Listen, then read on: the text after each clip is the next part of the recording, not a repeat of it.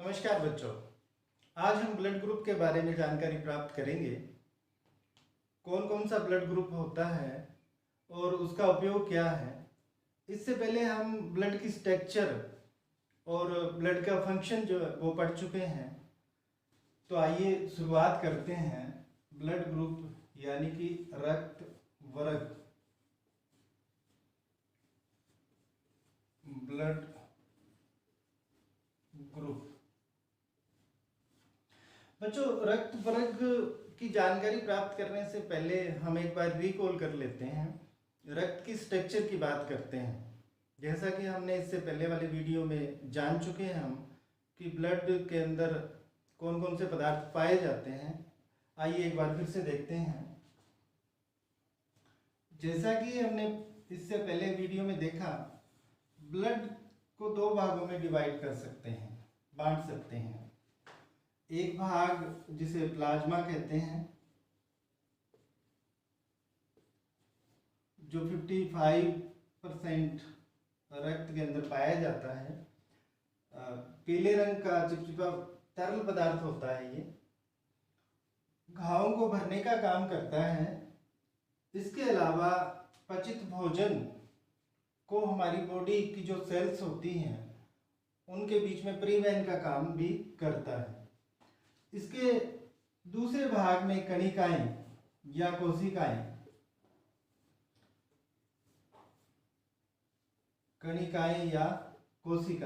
ये भी तीन प्रकार की होती है। आरबीसी, रेड ब्लड सेल, लाल रुधिर कणिकाएं, जिनके अंदर हीमोग्लोबिन पाया जाता है। हीमोग्लोबिन की वजह से रक्त का रंग जो है वो लाल होता है। इसके अलावा हीमोग्लोबिन जो है ऑक्सीजन के साथ संयुक्त होकर ऑक्सी हीमोग्लोबिन यौगिक बनाता है, जो रक्त के द्वारा बॉडी की प्रत्येक सेल तक पहुंचता है। इसके अलावा WBC, व्हाइट ब्लड सेल, ये रोग प्रतिरोधक क्षमता पैदा करती है। रोग प्रतिरोधक क्षमता यानी कि रोगों से लड़ने की जो पावर होती है हमारी बॉडी के अंदर, कोई भी वायरस बैक्टीरिया हमारी बॉडी में प्रवेश करता है तो ये उसको नष्ट कर देती है। तीसरे प्रकार की जो सेल होती है जिन्हें प्लेटलेट्स कहते हैं।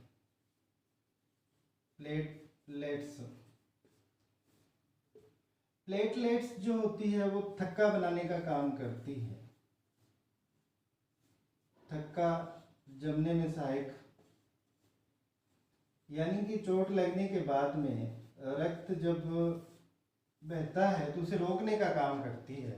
यानी कि जहाँ भी चोट लगती है वहाँ पे ये रक्त का थक्का बना देती है, जिससे रक्त बहना रुक जाता है। तो ये मोटी मोटी ब्लड की स्ट्रक्चर थी जिसमें प्लाज्मा और रक्त कणिकाएं थी।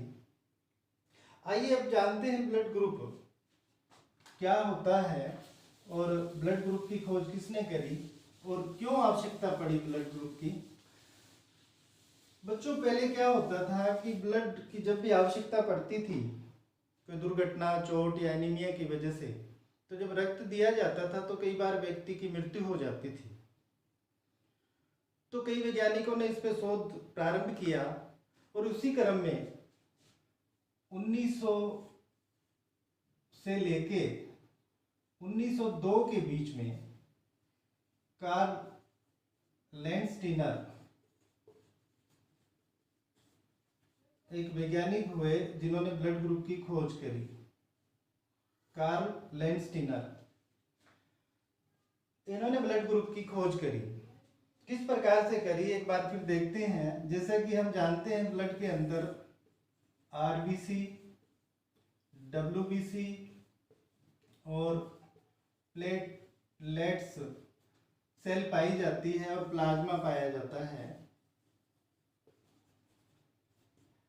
इन्होंने क्या देखा कि ये आरबीसी जो है सेल ब्लड की, इसके अंदर एक विशेष प्रकार का प्रोटीन पाया जाता है। मिला, यानी कि इन्हें एक विशेष प्रकार का प्रोटीन मिला जिसका केमिकल नाम देखें तो उसे इन्होंने कहा ग्लाइकोप्रोटीन। प्रोटीन। ये प्रोटीन दो प्रकार का था, एक तो था एंटीजन ए और दूसरे प्रकार का प्रोटीन एंटीजन बी, यानी कि दो प्रकार के प्रोटीन आरबीसी की सेल मेम्ब्रेन में प्राप्त हुए।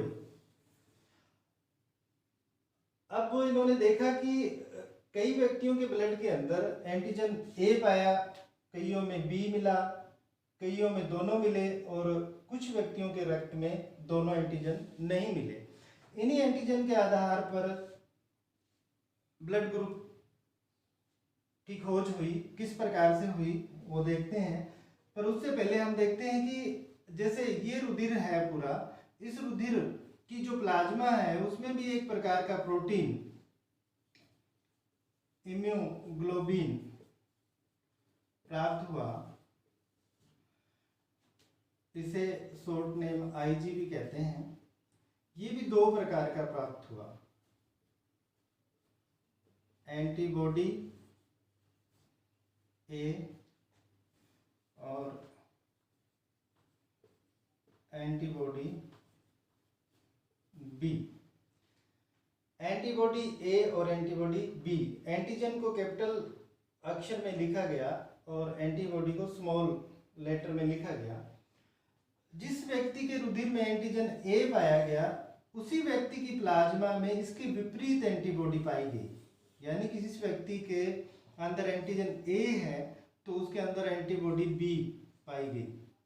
इसी प्रकार अगर किसी व्यक्ति के रुधिर में एंटीजन बी है तो उसकी प्लाज्मा में जो प्रोटीन यानी कि एंटीबॉडी जो है वो ए प्राप्त हुई।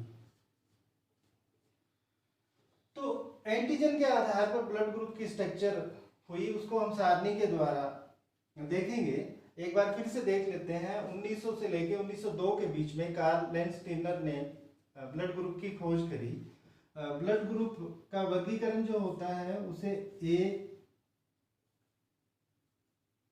बी ओ समूहीकरण कहते हैं। समूहीकरण कहते हैं। अब ये ब्लड ग्रुप एंटीजन के आधार पर हम एक सारणी बना के इसको और स्पष्ट कर लेते हैं।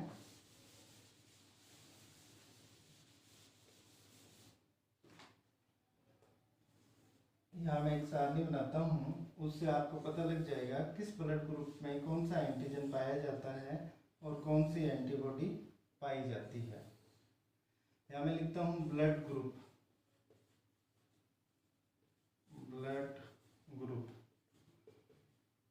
एंटीजन और एंटीबॉडी। रुधिर वर्ग ए, बी, ए बी और ओ, यानी कि जिस सेल के अंदर, जैसे मान लो ये आरबीसी सेल है, इसके अंदर अगर ए एंटीजन पाया गया तो इस वर्ग का नाम ए दिया गया। इसी क्रम में अगर आरबीसी के अंदर बी एंटीजन है तो उसका नाम बी रुधिर वर्ग दिया गया। इसी क्रम में अगर आरबीसी सेल के अंदर ए व बी दोनों एंटीजन पाए गए तो उसे ए बी नाम दिया गया। इसी क्रम में अगर आरबीसी की सेल मेम्ब्रेन में जो प्रोटीन मिला उसके अंदर जो एंटीजन कोई नहीं पाया गया तो उसे ओ रुधिर वर्ग, यानी कि 4 रुधिर वर्ग हो गए, ए बी और ओ, जो कि मैं सारणी में यहाँ पे दिखा रहा हूँ। अब देखते हैं, जैसा कि अभी हमने देखा एंटीजन ए प्राप्त हुआ तो उसे रुधिर वर्ग ए नाम दिया गया, तो ए के अंदर एंटीजन ए, और इसी रुधिर की प्लाज्मा के अंदर जो एंटीबॉडी पाई गई वो इसके विपरीत यानी कि बी पाई गई। इसी प्रकार रुधिर वर्ग बी यानी कि एंटीजन इसके अंदर बी और एंटीबॉडी इसके विपरीत होगी यानी कि ए।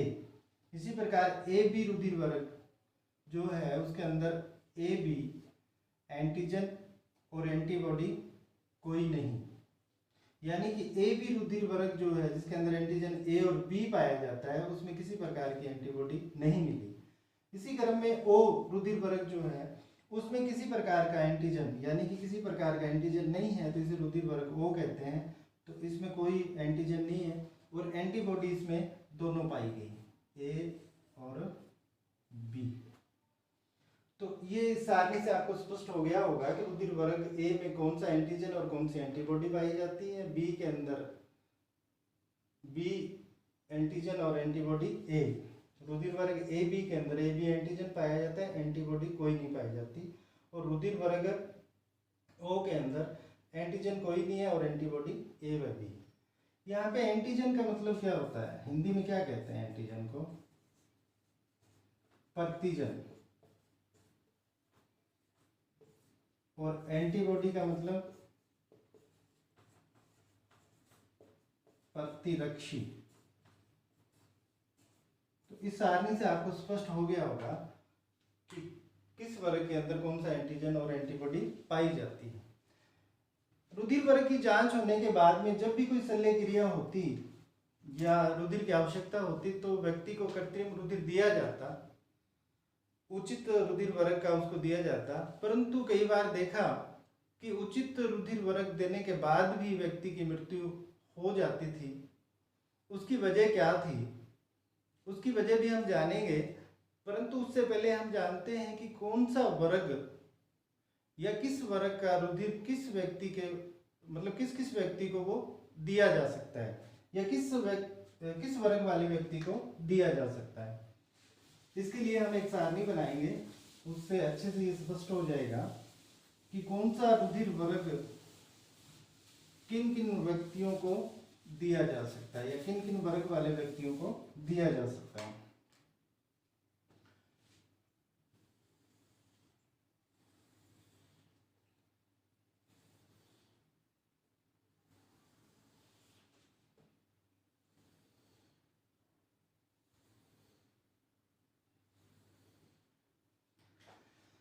यहां मैं लिखूंगा डोनर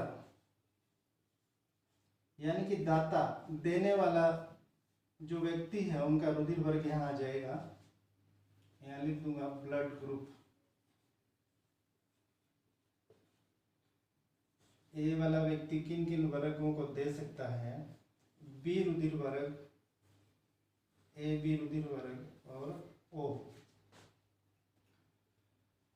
ऊपर हम लिखेंगे ग्राही, किस वर्ग वाला व्यक्ति किस रुधिर वर्ग वाला व्यक्ति रक्त को ले सकता है, यानी कि रिसिपिएंट कहते हैं इसे, रिसिपिएंट या ग्राही। रुधिर वर्ग ए बी, ए बी और ओ। इसके साथ में मैं यहाँ एंटीबॉडी लिखूंगा और दाता के सामने एंटीजन, यानी कि रुधिर वर्ग ए के अंदर हमें पता है एंटीजन ए पाया जाता है, बी के अंदर एंटीजन बी पाया जाता है, ए के अंदर ए व बी दोनों पाए जाते हैं और ओ के अंदर कोई एंटीजन नहीं पाया जाता। यहाँ तक क्लियर है। इसके बाद में देखते हैं कि ग्राही के अंदर रुधिर वर्ग ए के अंदर एंटीबॉडी कौन सी पाई जाती है। इसके विपरीत पाई जाएगी बी, इसके अंदर एंटीबॉडी ए। और रुधिर वर्ग जो है ए बी में किसी प्रकार की एंटीबॉडी नहीं पाई जाती। ओ के अंदर ए व बी दोनों प्रकार की एंटीबॉडी पाई जाती है। ये एंटीजन आ गए, ये एंटीबॉडी आ गई, ये रुधिर वर्ग दाता जो देने वाले हैं और इस साइड में ऊपर जो है ग्राही रेसिपिएंट जो रुधिर लेने वाले हैं। तो देखते हैं किस प्रकार से।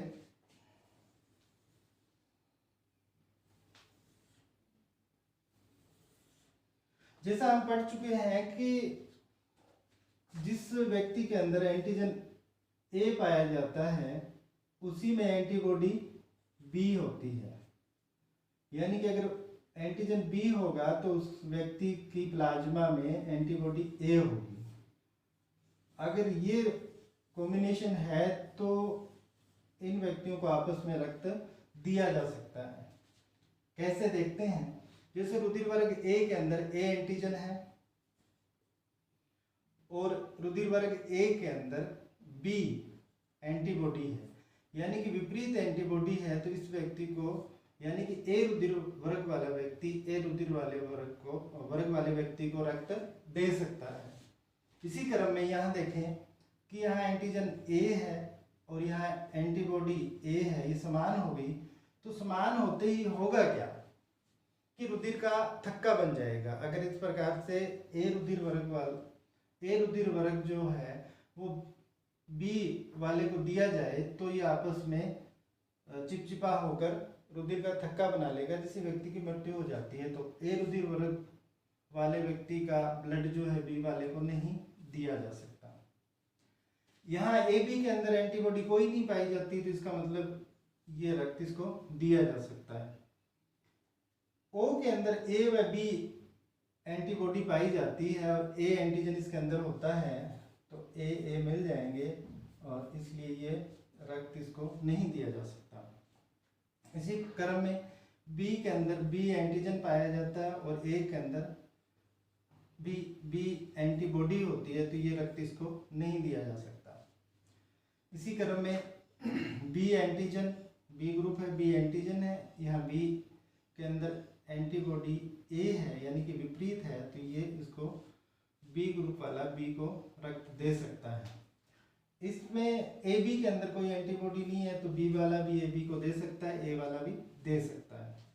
यहाँ पे बी एंटीबॉडी है और बी ग्रुप के अंदर बी एंटीजन है, तो दोनों समान हो गए, तो यहाँ बी ग्रुप वाला ओ को रक्त नहीं दे सकता। ए बी के अंदर ए व बी दोनों एंटीजन है, इसका मतलब एंटीबॉडी यहाँ पे बी है, यहाँ पे ए है, तो यहाँ पे भी ये नहीं दे सकता और यहाँ पे भी नहीं दे सकता। यहाँ कोई एंटीबॉडी नहीं है तो कोई दिक्कत नहीं है, ए बी वाला ए बी को रक्त दे सकता है। ए एंटीजन और बी एंटीजन, यहाँ ए एंटीबॉडी और बी एंटीबॉडी, तो यहाँ पे भी ये रक्त नहीं दिया जा सकता। अब आते हैं ओ पर। ओ के अंदर किसी प्रकार का एंटीजन नहीं पाया जाता, तो ये ए को भी रुधिर दे सकता है, बी को भी दे सकता है, ए बी को भी दे सकता है और ओ को भी दे सकता है। क्योंकि इसमें किसी प्रकार का एंटीजन नहीं पाया जाता, तो ये सभी को रुधिर दे सकता है। तो देखा बच्चों आपने कि किस वर्ग वाला किन किन को रुधिर दे सकता है, किस किस वर्ग वाले व्यक्ति को रुधिर दे सकता है। पुनः देखते हैं, ए रुधिर वर्ग वाला ए को और ए बी दोनों को रक्त दे सकता है, बी वाला बी को और ए बी को दे सकता है, ए बी वाला ए बी को दे सकता है और ओ वाला सभी रुधिर वर्ग के व्यक्तियों को रक्त दे सकता है। तो इस प्रकार हमने देखा कि ए बी जो है सभी से रक्त ले सकता है और ओ सभी को दे सकता है। तो ये क्या हुआ, सर्वग्राही, और ओ क्या हुआ, सर्वदाता। यानी कि हम देखें कि सार्वत्रिक ग्राही या सर्वग्राही, या इसे कहते हैं यूनिवर्सल रेसिपिएंट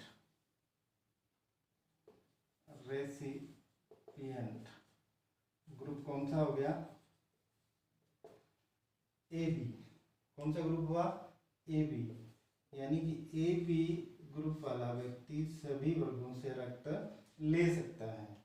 इसी क्रम में सर्वदाता, डोनर, दान करने वाला, सर्वदाता या यूनिवर्सल डोनर। यूनिवर्सल डोनर कौन सा हुआ, ओ वर्ग वाला, यानी कि ओ रुधिर वर्ग वाला सभी को रक्त दे सकता है, सर्वदाता। तो यहाँ तक तो आपके समझ में आ गया होगा, रुधिर वर्ग और सर्वग्राही और सर्वदाता, यहाँ तक आपने समझ लिया होगा। ये सब जानकारी प्राप्त होने के बाद भी कई बार क्या होता था, व्यक्ति को रुधिर दिया जाता है और उस व्यक्ति की मृत्यु हो जाती। तो इसमें भी एक समस्या थी कि क्या समस्या हो सकती है। कार्ल लेंसटीनर ने आगे खोज जारी रखी और उसने पाया कि एक विशेष प्रकार का प्रोटीन प्रोटीन या एंटीजन जिसे कहते हैं वो होता है, जिसकी वजह से रक्त जो है अगर किसी व्यक्ति को दिया जाए तो उसकी मृत्यु हो जाती है। अगर विपरीत RH फैक्टर जो होता है उसे उसका नाम RH फैक्टर रखा। ये सन 1940 के लगभग कार्ल वैज्ञानिक वही कार्ल लैंडस्टीनर और एक वैज्ञानिक और थे इनके साथ जिनका नाम था वीनर। इन्होंने खोज जारी रखी और इन्होंने पाया कि जो RBC सेल है उसके अंदर एक विशेष प्रकार का प्रोटीन पाया जाता है जिसे RH कहा गया। जिसमें पाया जाता है उसको RH और जिसमें नहीं पाया जाता उसे RH नेगेटिव, यानी कि RH पॉजिटिव और RH नेगेटिव। RH नाम क्यों पड़ा? इन्होंने पहले एक वानर या बंदर मकाका रिसस प्रजाति का एक बंदर था, उस पर खोज करी। उसका ब्लड और मनुष्य के ब्लड में समानता थी, इसलिए इस पे पहले खोज करी, बाद में मनुष्य के ब्लड पे भी खोज करी। तो मकाका रिसस ये प्रजाति है एक बंदर की, इस पे खोज करी और इसमें एक फैक्टर मिला जिसे RH फैक्टर कहा गया। ये रिसस बंदर के नाम के प्रजाति की 2 अक्षर जो है RH से लिया गया। जिसमें ये पाया जाता है उसे RH पॉजिटिव कहा गया और जिसमें नहीं पाया जाता उसे RH नेगेटिव कहा गया। तो मनुष्य के अंदर भी इस प्रकार का फैक्टर मिला, RH पॉजिटिव और RH नेगेटिव। अब इस वजह से कई बार क्या होता था, उचित ब्लड ग्रुप देने के बावजूद भी अगर RH फैक्टर की जांच नहीं की जाती और ये विपरीत किसी व्यक्ति को चढ़ा दिया जाए तो उस व्यक्ति की मृत्यु हो गई थी। तो कौन सा RH फैक्टर, जैसे मान लो RH पॉजिटिव वाला व्यक्ति जो है वो RH पॉजिटिव को रक्त दे सकता है। RH पॉजिटिव वाला अगर किसी में RH फैक्टर नहीं है, मान लो नेगेटिव है, तो उसको रक्त नहीं दे सकता। RH नेगेटिव जो है वो RH पॉजिटिव को रक्त दे सकता है, क्योंकि इसमें कोई RH फैक्टर पाया ही नहीं जाता, तो इसमें देने में कहीं दिक्कत नहीं है। RH नेगेटिव वाला RH नेगेटिव को रक्त दे सकता है। यहाँ तक आपको समझ में आ गया होगा बच्चों कि कौन सा व्यक्ति किसको रक्त दे सकता है। तो अब 3 प्रकार से ब्लड ग्रुप की जांच होने के बाद में, एक तो ब्लड ग्रुप के अंदर एंटीजन देखा जाता है, एक एंटीबॉडी जांच की जाती है और एक RH फैक्टर की जांच की जाती है। इन तीनों की जांच करने के बाद में व्यक्ति को ब्लड दिया जाता है। अब अगर मान लो किसी व्यक्ति को, मान लो किसी व्यक्ति का ब्लड ग्रुप RH पॉजिटिव है, ये मनुष्य है यानी कि लड़का है, और RH नेगेटिव लड़की से इसकी शादी हो जाती है मान लो, तो इनके जो संतान उत्पन्न होंगी वो मान लो अगर RH पॉजिटिव होती है पहली संतान, तो यहाँ कोई दिक्कत नहीं है। RH पॉजिटिव लड़का और RH नेगेटिव अगर लड़की है और इनके संतान, प्रथम संतान अगर RH पॉजिटिव होती है तो कोई दिक्कत नहीं है। परंतु जब द्वितीय संतान पैदा होगी तो ये RH पॉजिटिव जो है इसकी RH नेगेटिव सेल से मिल जाएगा, जिस वजह से द्वितीय संतान की मृत्यु हो सकती है। क्यों हो सकती है? एक प्रकार का रोग हो जाता है जिससे उस भ्रूण के अंदर रुधिर लेनता, रुधिर जलनता प्रारंभ हो जाती है। यानी कि इस रोग को कहते हैं गर्भ और रक्ताणु कोरकता, या इंग्लिश में इसे कहते हैं इरिथ्रोब्लास्टोसिस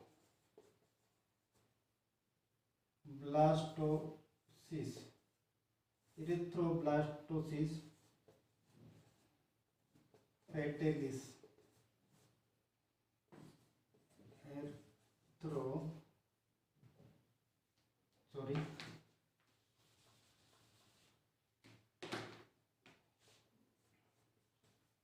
एरिथ्रोब्लास्टोसिस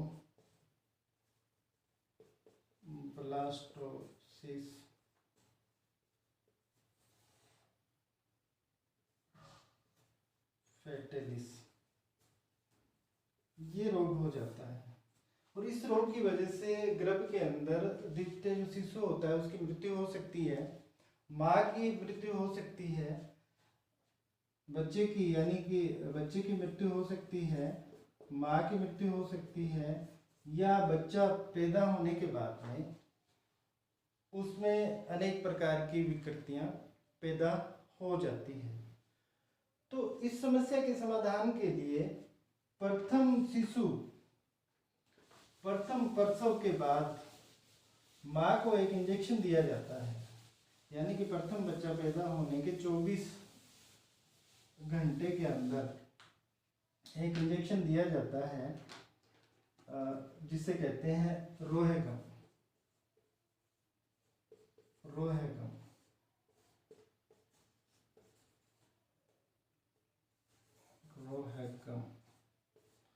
ये RHD या IgG का इंजेक्शन होता है। ये इंजेक्शन देने के बाद में द्वितीय संतान जो है वो स्वस्थ पैदा हो सकती है। तो बच्चों, आज हमने प्रयास किया ब्लड ग्रुप के बारे में जानकारी प्राप्त करने का। विश्वास है आपको अच्छी लगी होगी। कल हम एक नए टॉपिक के साथ फिर से उपस्थित होते हैं। तब तक धन्यवाद।